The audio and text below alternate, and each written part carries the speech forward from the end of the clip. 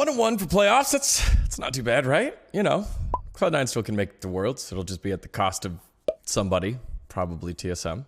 We'll see. Finally, this long season had its playoff kick-off, and we got our predictions from last week, but only 50% right. So here we go. Week 2, we've got all 4 games. 2 teams punch their ticket to Worlds, and 2 teams have their Worlds dreams extinguished. And it's very weird to see Cloud9 on the bottom side of the bracket, but there they are. Time for predictions. Here we go. Okay, we'll do it by chronological order. So first up, Immortals versus Dignitas, the matchup on Thursday. And we had Dig play valiantly against Evil Geniuses. They were scrappy. They were catching fights all over the place because EG, just that's how they play. Sometimes they get caught out. Sometimes they're the one doing a lot of the catching, and they did do a lot of the catching against Dignitas. Dignitas was able to pull 1 win back, but still eventually fell 3-1 to Evil Geniuses. Now they're up against Immortals, who had a week to prepare and watch. And I think if you're Immortals, you kind of assume that you were preparing for Dignitas as well. Immortals was on the upswing on this second half of the season compared to Dignitas, who were on the downswing.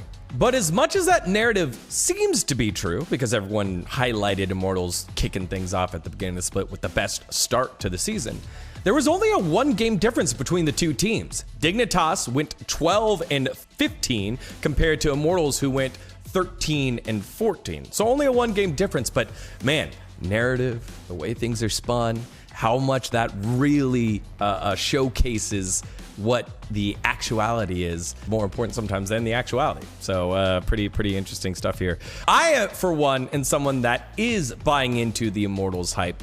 In the games that they lost, they had multiple weeks where they went 0-3, though they just didn't show up. In the games that they won, though, they looked dominant and they looked like they were playing proper macro.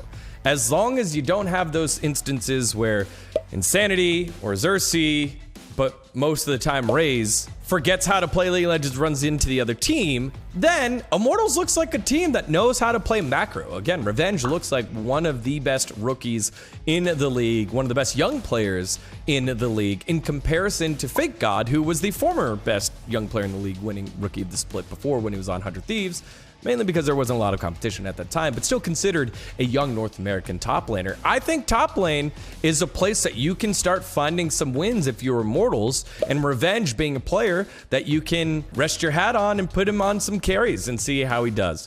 Also, Insanity against Yasui. Give me Insanity all day. I've been saying it over and over again. I think Insanity is the best North American mid. A lot of people throw a Blaze Olive in that category. For me, it's Insanity. So that's another check mark.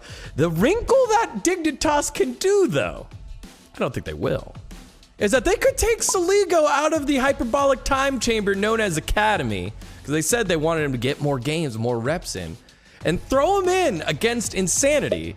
And that would be an interesting thing. I think a better laner, maybe not so much great in terms of communicating and translating that lead outside of his lane, but maybe they can break the game. Maybe you suck in Xerxes into the mid lane a little more because Soligo's there, and then you get a 2v2 Insanity versus Xerxes against Soligo and Acadian. That's not a bad matchup, I think, if you're Dignitas. But again, that's a lot of if Soligo comes in. So for me, this was the easiest to predict out of the 4 matches this weekend. It will be Immortals moving on 3-1 over Dignitas. Dignitas, it was a good season for a full North American roster. Again, they went through multiple North Americans. They went through Soligo to Yasui, still NA. They went from Dardoch over to Acadian, still NA. And now they have a ton of roster flexibility for next year. And it seems like they got it right earlier. Neo over Johnson. Johnson regressed. Neo, Asta, formerly known as Asta, made steps forward. So we'll see. But I've got 3-1 Immortals over Dig. Golden Guardians against Cloud9. Not the matchup you'd expect to see Cloud9 in for their World's hopes, but here we are. Licorice with the opportunity to face against his former team. A Blaze Olive, maybe a matchup issue in terms of champ pool. The Tahm Kench is so awkward to play against versus Perks, who, you know, is under a lot of heat and scrutiny. I'm sure no more than his own because of his standards. VENN and Vulcan, I think, got outpointed there by Core JJ and Tactical, but probably an easier task one would assume, against Chime and Stixay.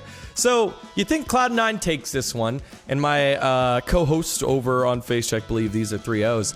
I don't think it's that easy here. I do think that Golden Guardians, again, had a better split than before. They finished 11 and 16 after not the greatest beginning of their year.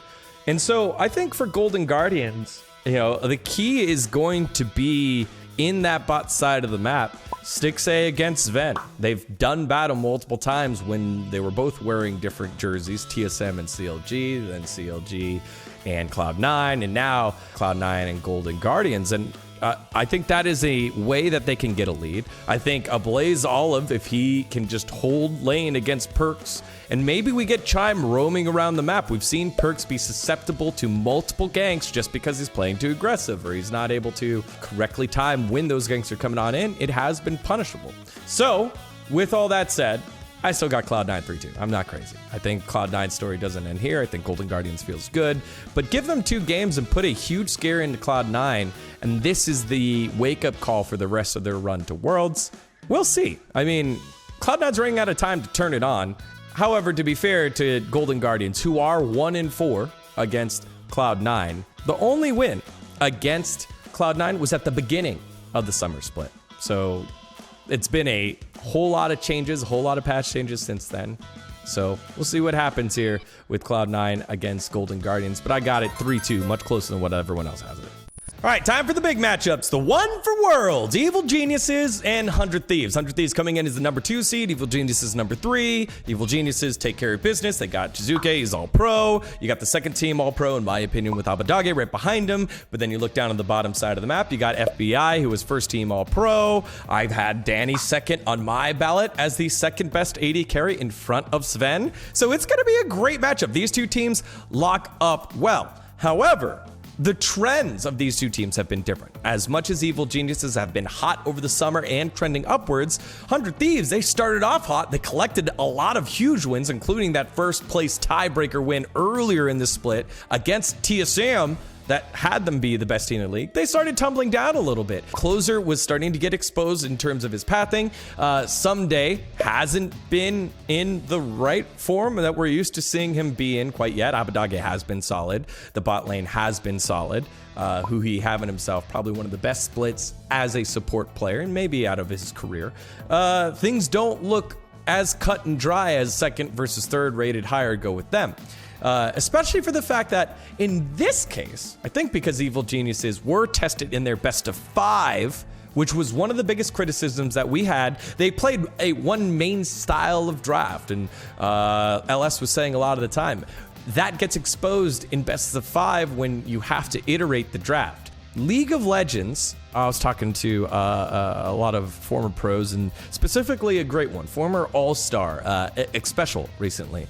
Came by and we had lunch. He said, League of Legends isn't necessarily about the preparation. NA prepares well. League of Legends is about the adaptation within the meta, within the series. And so I think Evil Geniuses passed their first test of adaptation against Dignitas. I don't think they were challenged that hard. I don't think they have the same champ ocean as, Evil Geniuses Kryptonite might be pushed against. And I think 100 Thieves has that, as well as a coaching staff in Reapered with the support of Papa Smithy to appropriately exploit that type of draft diffing. And at least ask the question. I don't think we had the question fully asked here against Dignitas. Now let's see it against a much stronger opponent, the number 2 team. And for me, I'm giving it to the team that is seeded higher. I've seen the highs of 100 Thieves, and as much as I enjoy watching the macro play of Evil Geniuses as they, they'll take a 4v5 on the bottom side of the map, lose one, but get a tower on the other side of the map, and they're more than happy with that. No dragon traded over. The macro is great.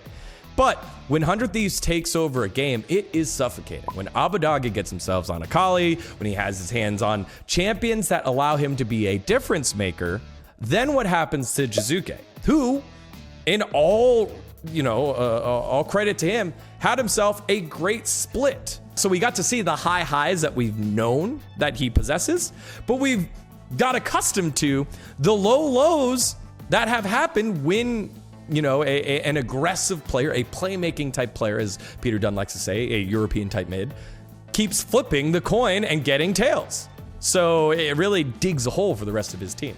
So I think if 100 Thieves are able to isolate that, ban out the mid lane champ pool, ask something different of contracts to force in Svenskeren, or ask in something different of Svenskeren to force in contracts, and then have your substitute inserted in, I think this is an interesting matchup between the coaching staffs and the drafts, not as much about the players. And so I've got to give that one on over to Coach Reaper. Let's go 3-2 100 Thieves over Evil Geniuses. They will make it to Worlds. All right, it's the big one. TL versus TSM. This is like a remake of 2 years ago when these used to be the two best teams. Currently, TSM is the best team. Team Liquid, they looked floundering. Remember, coaching staff turnover, jungler migraines, top lane turmoil. I wanted it to alliterate. I wanted to say mid lane migraine, but that wasn't the case. I guess Jensen has been there the whole time. This last series, Jensen looked great. Santorin looked great. Core JJ looked great. Alphari looked great. The only one that didn't look great was Tactical, but that was because everyone else was shining. And this TL showed us what they're capable of. And I think that's great. I just don't buy it that they can do it twice in a row here over a series where TSM has the MVP in Spica, who has been dragging this team across the line to first place. I've said it all along, Power of Evil's special power is neutralizing the opposing mid laner. I think Jensen was a big part of that victory against Cloud9. He did punish Perks multiple times in laning phase and beyond, had some big plays, but I think Power of Evil does a very good job of making sure that doesn't happen. Whether it's on the Orianna or on the Azir, he will stay back. He will neutralize the opposing mid laner's effectiveness. So then you go to jungler. That was probably the next best player on the team. Santorin was a monster, but you're going up against Spica. I feel like that neutralizes themselves. So then you go to the top lane.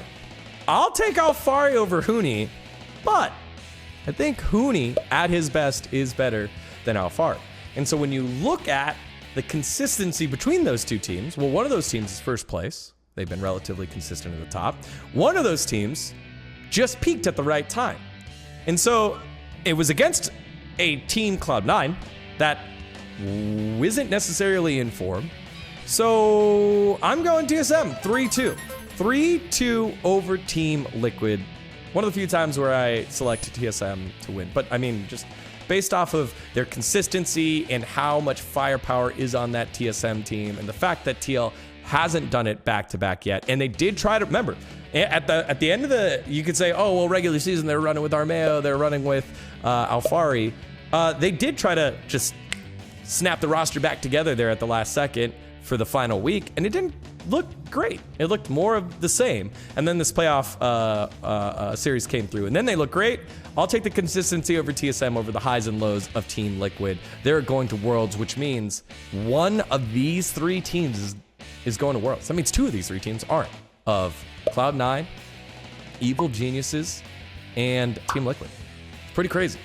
One of the few years where, man, if we could have only done better in the future and, you know, had ourselves 4 slots, it would have been great. But no, we've been bad. And now these are the teams we're sending. So unfortunate. Who's going to be the one that steps up? We'll find out this weekend. All right, y'all. Those are my predictions. One more time, it was Immortals over Dig 3-1, Cloud9 over Golden Guardians 3-2, then 100 Thieves over EG 3-2, and TSM over Team Liquid 3-2. Who y'all got? Let us know in the comments below.